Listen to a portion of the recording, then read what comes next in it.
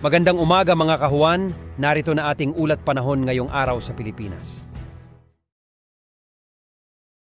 Makikita natin dito sa ating latest satellite images, itong mga makakapal na kaulapan dito sa area na extreme northern Luzon ay ang patuloy na epekto ng shear line o yung salubungan ng mainit at malamig na hangin sa nabanggit na lugar. Samantala, ito namang easterlies o yung hangin na nanggagaling sa Karakatang Pasipiko ay magdudulot ng mataas na tsansa ng mga kaulapan at mga kalat-kalat na thunderstorms ngayong araw sa eastern section ng Luzon. Dito sa Metro Manila at sa malaking bahagi pa ng ating bansa ay makaranas muli tayo ng mainit at maalinsangang panahon ngayong araw, pero posible pa rin yung mga biglaan at panandaliang buhos ng ulan na dala ng thunderstorms pagsapit ng hapon hanggang sa gabi. At sa kasalukuyan wala rin tayong minomonitor o namamataang low pressure area na posibleng maging bagyo na maaring makaapekto sa ating bansa sa mga susunod na araw.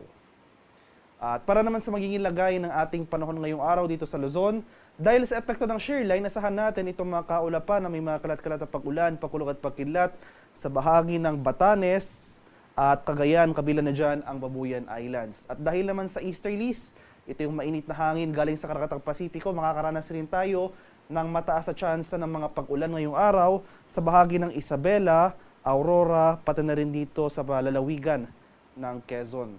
For Metro Manila and the rest of Luzon, makakaranas tayo ng generally fair weather conditions simula ngayong umaga hanggang sa tanghali. Ngunit pagsapit ng hapon hanggang sa gabi, asahan muli natin yung mga tsansa ng mga panandaliang pag-ulan na dala ng thunderstorms. Maximum temperature forecast para sa Lawag ngayong araw, posibleng umabot ng 31 degrees Celsius. 32 degrees naman sa bahagi ng Tuguegarao at 22 degrees Celsius sa Baguio City. Maximum temperature forecast para sa Metro Manila ngayong araw, posibleng umabot ng 31 degrees Celsius. 32 degrees naman sa bahagi ng Legazpi at 30 degrees Celsius sa area ng Tagaytay. Dito naman sa Palawan, Visayas at sa Mindanao ay generally fair weather conditions sa ating inaasahan throughout the day. Maghanda pa rin tayo sa mga pag-ulan na dala ng thunderstorms, especially sa late afternoon to evening. So ngayong madaling araw pa lamang, may mga naitala na tayong early morning thunderstorm activity sa ilang bahagi ng Mindanao. Dito sa area ng Zamboanga Peninsula, Northern Mindanao at Barm, panandalian lamang yung mga pag-ulan na ito, inaasahan natin na mas magiging maaliwalas na ang ating panahon hanggang umaga, hanggang sa tanghali. Pero pagsapit muli ng hapon hanggang sa gabi, posible muli yung mga tsansa ng mga panandalian at biglang pag-ulan na dulot ng thunderstorms. Maximum temperature forecast para sa Kalayaan Islands at Puerto Princesa ngayong araw, posibleng umabot ng 33 degrees Celsius. 32 degrees naman dito sa Iloilo at 32 degrees Celsius sa area ng Cebu at Tacloban. Maximum temperature forecast para sa Cagayan de Oro ngayong araw, posibleng umabot ng 32 degrees Celsius. 33 degrees naman sa bahagi ng Davao at 33 degrees Celsius sa area ng Zamboanga.